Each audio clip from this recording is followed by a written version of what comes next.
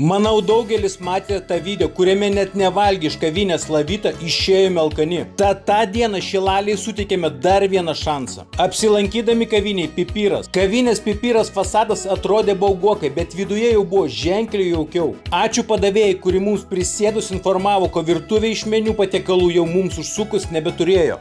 Kavinė Pipiras turbūt pirmą maitinimo įstaigą, kurios meniu radau. Rūgpienį su karštom bulvėm ir spirgučiais. Nors Šilaliai ir miestas, bet aš pasijutau kaip kaime pas babą, kabindamas rūgpienį ir prikasdamas bulvykėmis ir spirgučiais. Čeburėkas su sultiniu buvo katinienės tos dienos pasirinkimas. Sultinys milteliais skiesti verdančių vandeniu. Kaip ir čeburėkas, greičiausiai šaldytas pusfabrikatis. Pakeptas gruzdintuvai, bet už 2,50 €, sakyčiau, visai nieko. Jei šis troškinys būtų pavadintas tiesiog aštrus jautienos troškinys, tai aš jam jokių pretenzijų neturėčiau, bet kai meniu parašot meksikietiškas troškinys, privalote ir pagaminti kažką panašaus į meksikietišką troškinį. Naminiai kotletai buvo visai nieko, kuriems reikėjo gal šiek tiek daugiau riebaliuko, kuris jiems būtų suteikęs ir daugiau skonio, ir šiek tiek daugiau sultingumo.